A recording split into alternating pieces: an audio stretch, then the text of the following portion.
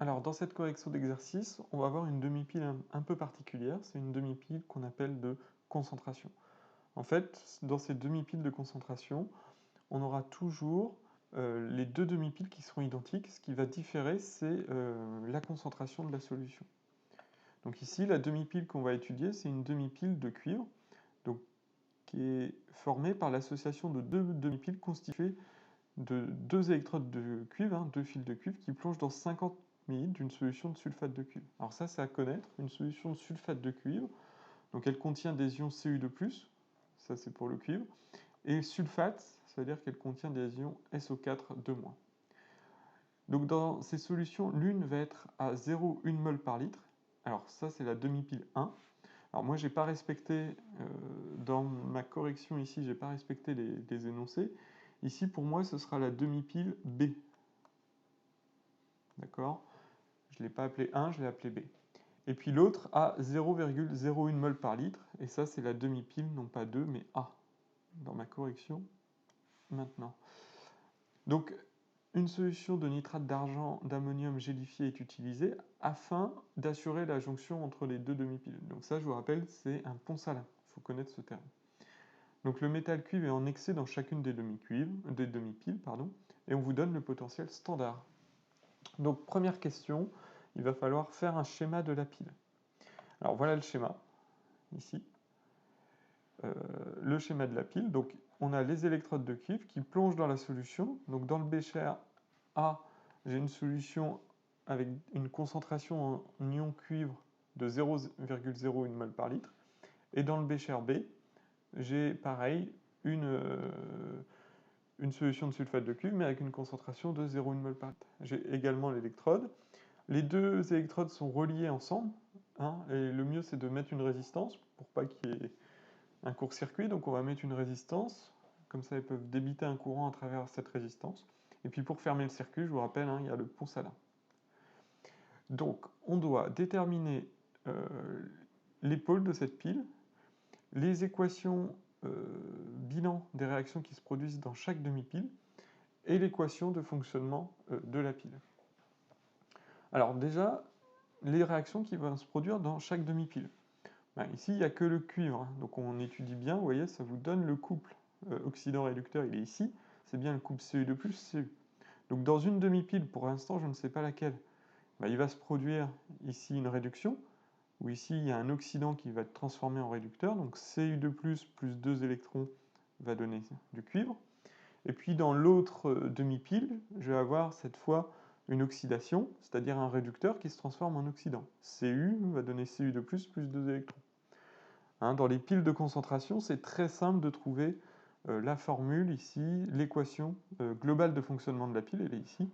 Vous voyez, ça fait intervenir que du cuivre, soit sous forme solide, soit sous forme d'ion. Alors ici, il faut faire attention. Regardez, il y a Cu2+ à gauche et Cu2+ à droite. Ah oui, mais en fait, ces deux ions cuivre 2, ils n'apparaissent pas dans la même demi-pile. Donc ici, on ne peut pas simplifier cette équation. Ne faites surtout pas ça. Il n'y a pas de simplification. On parle bien des ions, mais ils sont, vous voyez, il y a des ions qui vont être dans un bécher, et puis les autres ions vont être dans l'autre bécher. Alors on va justement déterminer, ici c'était une des premières questions, il faut déterminer le fonctionnement de la pile. Donc pour ça, je vais déterminer, grâce à la formule de Nernst, on peut le rappeler, je ne l'ai pas remarqué ici par faute de place, mais ici ça c'est bien la formule de Nernst, il est toujours bon de rappeler les formules que vous utilisez. Donc la formule de Nernst, elle vous dit que le potentiel dans le bécher A, associé à la demi-pile A, ce sera le potentiel standard du couple Cu2+, Cu, plus 0,06 sur 2, puisqu'à chaque fois il y a 2 électrons échangés, fois le logarithme. Donc ici je suis allé vite, mais c'est l'activité ici de l'oxydant divisé par l'activité du réducteur. Ici, comme c'est toujours ça, ici on va donc avoir l'activité de l'oxydant, c'est donc des ions cuivre 2, donc c'est donc la concentration en ions cuivre. Et puis l'activité du réducteur, c'est le cuivre, qui est solide, et donc son activité vaut 1. Donc finalement, en faisant l'application numérique, j'arrive à un potentiel de 0,28 volts. Et puis pareil, toujours avec la formule de Nernst, je peux calculer le potentiel associé à la demi-pile B, EB. Toujours pareil, c'est égal au potentiel standard plus 0,03 log de Cu de plus. Hein, c'est toujours, peu importe, ici qu'on soit dans la demi-pile A ou la demi-pile B, le potentiel de Nernst est toujours défini comme l'activité de l'oxydant divisé par l'activité du réducteur. Et donc quand on regarde les demi-piles séparément, ici on regarde bien un potentiel pour la demi-pile, donc ce sera toujours log de la concentration de Cu2+.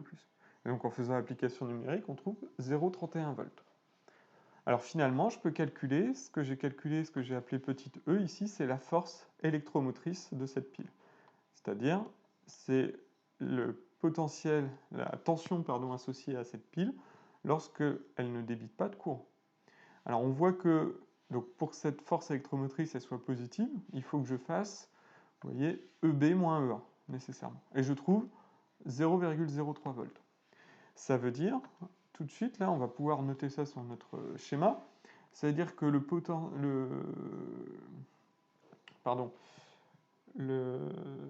pôle, c'est ça, je cherchais le mot, le pôle plus, ici associé au B cher B, hein, la force électromotrice, c'est toujours le potentiel du pôle plus moins le potentiel du pôle moins. Donc ça veut dire que le potentiel du pôle moins est associé ici à l'autre demi-pile. Alors maintenant que j'ai mis ça, bah, je peux déterminer le sens de parcours de l'intensité du courant. L'intensité, elle est définie comme du plus vers le moins.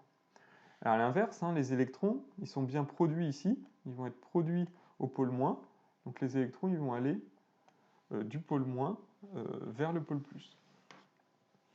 Alors qu'est-ce qu'on va avoir ici? Vous voyez qu'au pôle moins, ça veut dire qu'il y a des électrons qui sont produits. Dans la demi-pile A, hein, il y a une réaction à l'interface entre Cu, entre l'électrode et la solution, et c'est une réaction qui libère des électrons. Si c'est une réaction qui libère des électrons, c'est donc une réaction d'oxydation. C'est un réducteur qui se transforme en oxydant et qui libère des électrons. Alors on peut regarder ici la réaction qui est associée à une oxydation, c'est donc celle-ci, vous voyez, c'est la deuxième ici. Donc dans la demi-pile, pardon, c'est la demi-pile A. Dans la demi-pile A, j'ai donc une oxydation. D'accord? Ici se produit une oxydation. Et à l'inverse, hein, ici il y a bien des électrons, vous voyez, dans la demi-pile B, il faut que des électrons arrivent pour produire cette fois une réduction. Donc dans la demi-pile B, ici j'ai une réduction. Donc je crois qu'on a répondu à tout. On a les équations bilan qui sont associées à chaque demi-pile, je les ai identifiées. J'ai l'équation globale de fonctionnement de la pile, elle est là. Alors je peux rajouter, vous voyez, le Cu2+, qui est à gauche, hein, c'est bien le Cu2+, on peut le rajouter en indice, qui est associé à la concentration au B cher B. Et à l'inverse, hein, ici c'est le Cu2+, les ions Cu, associés au B cher A. Donc on a déterminé la force électromotrice de cette pile, c'est-à-dire la différence de potentiel entre les deux demi-piles, qu'on a fait ici, qui est 0,03 volts. Alors question 2 maintenant, il faut déterminer les concentrations finales dans chaque demi-pile lorsque la pile va cesser de débiter. Alors lorsque la pile cesse de débiter, ça c'est à connaître, c'est assez intuitif, hein. Si la pile elle est usée, ça veut dire qu'elle n'est plus capable d'imposer une différence de potentiel. Ça veut dire que la tension à ces bornes va être nulle. Donc lorsque la pile est usée, ça veut dire que E égale 0, la force électromotrice est nulle. Qu'est-ce qu'on en déduit si la demi-pile est usée? Ça veut dire, ça veut dire que le potentiel de Nernst de la demi-pile A est égal au potentiel de Nernst de la demi-pile B. Et bien finalement, on va en déduire que la concentration en Cu2+ de la demi-pile A est égale à la concentration en Cu2+ de la demi-pile B. Alors, il faut que je les trouve. Et ici, ce qui est le problème ici, donc je fais un tableau d'avancement où cette fois je fais un tableau d'avancement en mol, c'est-à-dire que je mets ici la quantité de matière. Ici, les deux demi-piles, à chaque fois, elles plongent, hein, les électrodes plongent dans 50 ml d'une solution de sulfate de cuivre. Donc ici, je détermine la quantité de matière en faisant le produit C fois V. ici pour les électrodes, pour les ions dans la demi-pile A et B. Donc j'arrive à l'état final à ici 5 10-3 moins xi f, et à l'état final pour Cu2+, 0,5 10-3 plus xi f. Je résous cette équation et j'en déduis que l'avancement final en mol, c'est 2,25 10-3 mol. Alors ici, si je veux déterminer, là je ne réponds pas à la question, puisque la question c'est la concentration finale. Bah, si je veux déterminer la concentration finale, il faut que je divise ça par 50 ml par 50 10-3 litres. Il faut que je divise donc la quantité de matière par le volume. Hein, je ne le fais pas par manque de place, mais vous devez le faire. Ensuite, il faut déduire la quantité d'électricité qui a traversé le circuit. Donc cette quantité d'électricité, elle se note Q. Et la formule est à connaître, c'est N fois XIF fois F, où F, c'est la constante de Faraday, qui vaut 96 500 coulombs. XIF, bah, c'est l'avancement final, d'accord, c'est la quantité d'électricité lorsque la pile est usée. Ici, c'est bien ce qui est demandé, hein, la quantité d'électricité lorsque la pile cesse de débiter. Et puis N, attention, ici, ce n'est pas un nombre d'électrons, hein, c'est pas justement une quantité de matière, c'est un nombre d'électrons. Donc ici, il y a 2 électrons. On le voit, hein, dans nos équations, ici, il y a bien 2 électrons qui apparaissent. Donc le nombre d'électrons échangés ici est de 2. Et en faisant l'application numérique, je trouve 434 coulombs. Voilà pour cette deuxième question. Et enfin, il faut analyser à l'intérieur les déplacements de charge à l'intérieur du pont salin. Alors il y avait une petite erreur ici que j'ai corrigée. Dans l'énoncé, ici, le pont salin, c'est une solution donc, de nitrate d'ammonium, c'est NH4+, et NO3-, pas NO3 puissance 6, qui ne veut rien dire. Alors, une fois pour avoir ça, ici, vous voyez que comme j'ai déterminé le sens de l'intensité du courant, je sais que les ions, vous voyez, NH4+, ils vont aller forcément... l'intensité du courant est définie comme le déplacement des charges positives. Donc ils vont aller suivant l'intensité du courant. Et à l'inverse, hein, dans le pont salin, c'est les ions NO3- qui vont aller à l'inverse. D'accord ? Et donc c'est ces ions-là ici qui vont faire circuler le courant. Voilà, encore une fois, n'hésitez pas si vous avez des questions sur cet exercice qui est assez classique sur une pile de concentration. Et donc c'est une pile qui est à connaître et à savoir étudier.